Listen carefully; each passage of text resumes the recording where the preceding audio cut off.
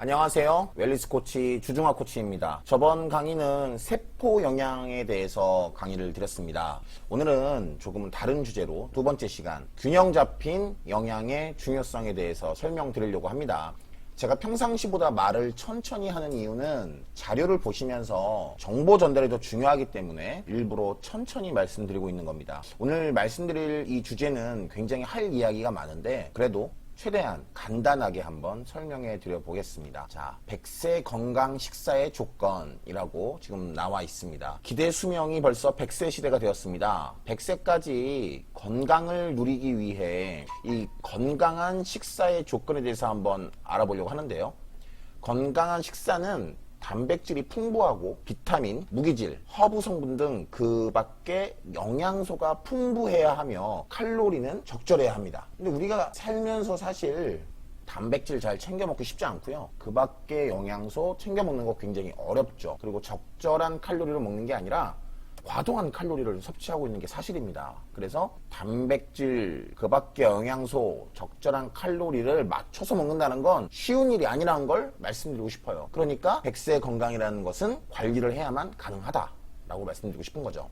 이 건강한 뉴트리션이 제일 중요하다고 생각하는데요. 전국에 계신 저희 고객님들, 멤버님들 관리해 드릴 때 지니 부부가 항상 하는 말, 건강한 지방을 드세요. 건강한 단백질을 드세요. 건강한 탄수화물을 드세요. 이것을 매크로에 맞춰서 40%, 30%, 30%에서 드시면 훨씬 더 건강한 식단을 할 수 있다는 거죠. 균형 잡힌 영양의 비율이 건강한 탄수화물 40%, 건강한 단백질 30%, 건강한 지방이 30%입니다. 이 건강한 탄수화물은 반드시 식이섬유를 포함해야 하며 건강한 지방의 조건은 오메가3와 같은 이 필수 지방산은 풍부하고 포화지방은 적어야 합니다. 그리고 충분한 수분 섭취와 운동, 휴식 또한 매우 중요합니다. 이 건강한 뉴트리션의 특징을 보면 아래와 같은 조건을 가지는데요. 건강한 탄수화물은 비타민, 무기질, 식이섬유를 다 포함하고 있죠. 그리고 건강한 단백질은 포화지방이 적으면서 비타민과 무기질을 함유하는 거. 필수 지방산은 꼭 먹어야 하는 지방으로 오메가3라든지 오메가6 같은 지방산이 있습니다. 보시면 캅 탄수화물,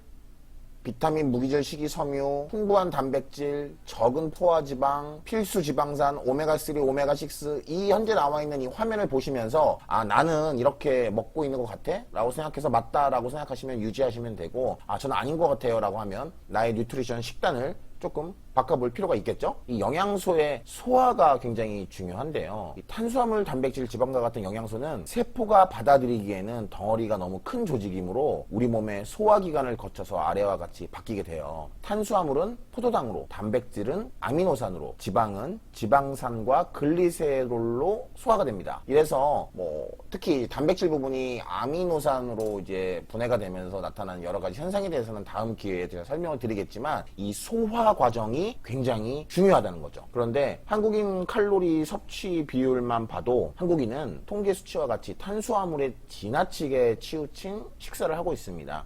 무려 탄수화물 식단으로 70%, 80% 드시는 분들도 계시고요. 탄수화물만 드시면서 살아가는 분도 굉장히 많아요. 그런데 단백질 섭취는 매우 부족하죠. 어쩔 수 없는 것이 단백질은 내가 반드시 챙겨 먹어야지 라고 결심하지 않으면 챙겨먹기가 굉장히 어려운 영양소이기 때문입니다. 이 균형 잡힌 영양을 위해서 정제된 탄수화물의 섭취는 좀 줄이고 건강한 단백질의 섭취는 늘려야 되는데요. 그렇다면 어떤 탄수화물을 먹고 어떤 탄수화물을 먹지 말아야 할까? 어떤 단백질은 먹고 어떤 단백질은 먹지 말아야 할까? 이러한 의문 생기지 않으시나요? 저는 그게 궁금했거든요, 옛날에요. 그런 부분을 저희 지니 부부가 1대1 상담을 통해서 도와드리고 있습니다. 보시면 영양소별 식품 분류인데요. 이 다음과 같은 식품들은 다양한 영양소를 함유하고 있지만 가장 주류를 이루는 영양소에 따라 분류될 수 있는데 밥, 빵, 떡은 탄수화물, 채소는 비타민, 무기질 식품, 삼겹살은 지방과 단백질이 포함된 식품이라고 할 수가 있겠죠. 이 같은 탄수화물 식품이라 하더라도 비타민, 무기질, 식이섬유를 함유하고 있으면 더 건강한 탄수화물 식품이라고 볼 수가 있고요. 우리는 그래서 더 건강한 식품을 선택해야 합니다. 예를 들어서 쌀밥과 현미밥은 모두 탄수화물 식품이지만 식이섬유와 비타민, 무기질이 더 풍부한 현미밥을 다이어트 할 때는 선택하는 것이 더 좋겠죠. 탄수화물은 에너지를 내는 영양소이기 때문에 필요한 양보다 많이 섭취할 경우 쉽게 쉽게 살이 찔 수 있습니다. 밥을 많이 먹지 않아도 빵,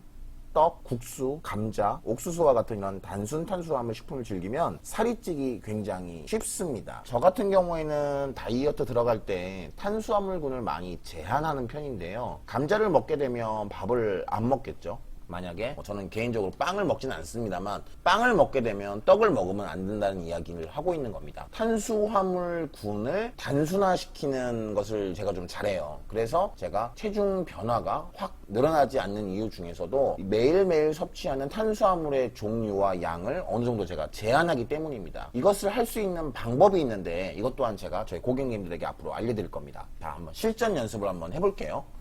내가 먹는 것이 곧 나의 몸이라는 말이 있습니다. 100세 시대에 좋은 영양을 섭취하는 것이 건강 관리의 기본인데요. 좋은 영양은 균형 잡힌 영양입니다. 단백질이 풍부하고 필수 영양소를 골고루 함유하며 칼로리는 적당하게 함유해야 균형 잡힌 식사라고 할 수 있습니다. 그러나 대부분의 사람들이 칼로리는 너무 많고 영양은 부족한 불균형한 식사를 하기 때문에 건강에 문제가 생기기도 합니다. 즉, 이 말은 대부분의 사람들에게 칼로리는 적게, 영양은 풍부한 균형 잡힌 식사를 하게끔 도와주는 것이 바로 이 허벌라이프 뉴트리션 기업이라고 생각하시면 좋을 것 같습니다. 오늘도 도움이 되셨나요? 다음은 체중 감량의 원리에 대해서 설명드릴 수 있도록 할 건데요. 오늘은 여기까지 하고 다음에 체중 감량의 원리도 기대해 주시길 바랍니다. 여러분이 이 영상을 보시고 영상이 도움이 되셨다면 구독과 좋아요를 눌러주시고요. 주변에 널리 공유해 주신다면 좀 더 좋은 정보를 알려드릴 수 있도록 노력하겠습니다. 오늘도 감사합니다.